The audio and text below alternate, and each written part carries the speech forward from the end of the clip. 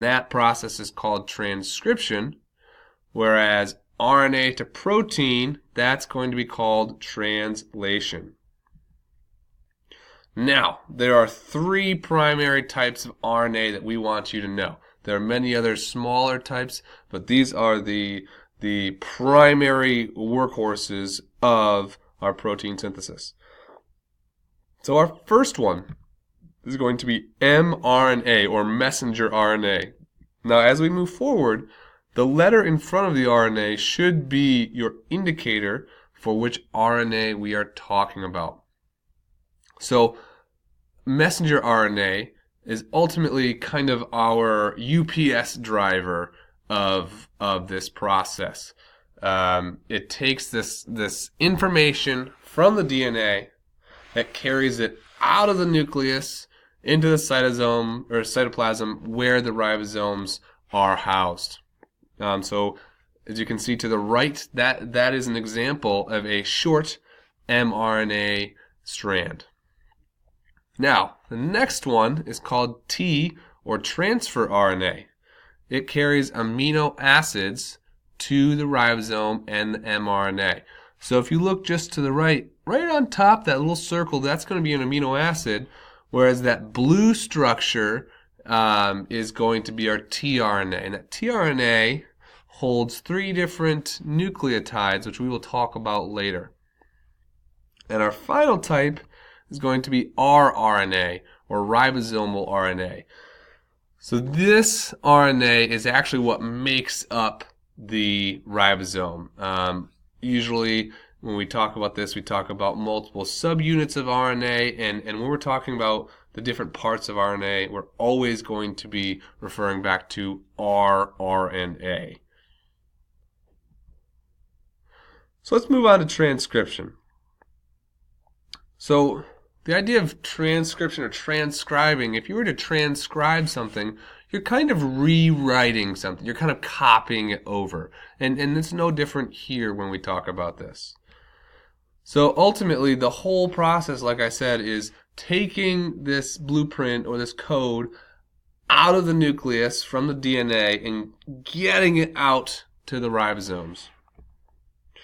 So again, this is just a quick reminder. We cannot forget that DNA never leaves the nucleus. And if it does, it's likely that something catastrophic has happened to the cell, and the cell is probably going to die. So all of this takes place in the nucleus. We start out with our DNA, and we end with a specific mRNA sequence that is complementary to whatever we're hoping to code for.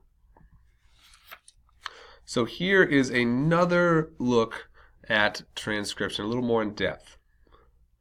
So similar to when we talk about DNA replication, our DNA, right, you can see that in purple below, needs to get split open. And we can tell that it's DNA because if you look at the little orange shapes, those have T's on it. Those represent thymines. Whereas the red strand, that's going to be our mRNA, and you can see the T's are replaced with U's for uracil. Now, the complementary base pairing rules still apply with mRNA. Again, as I said, A no longer binds with T, it binds with U. So, once this complementary strand is attached and the sequence of nucleotides is established, the mRNA strand is released. It is let go from the DNA. The DNA ultimately then zips right back up and goes back to its kind of regular day, its regular functions. And the mRNA leaves out one of the pores of the nucleus and enters the cytoplasm. So here's another quick look at this, just to give you another visual. So on our left, we have a zipped up DNA strand.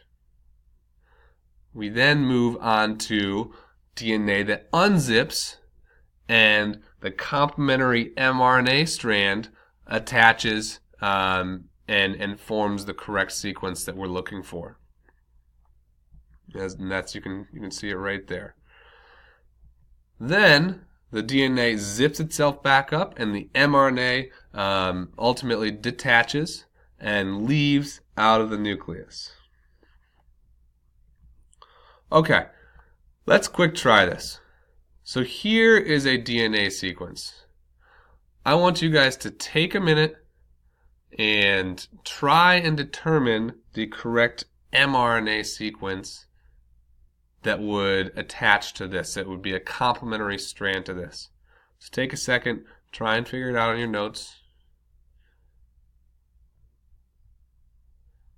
See if you get this sequence below. And if you did, excellent job, and we will get plenty of practice on this moving forward.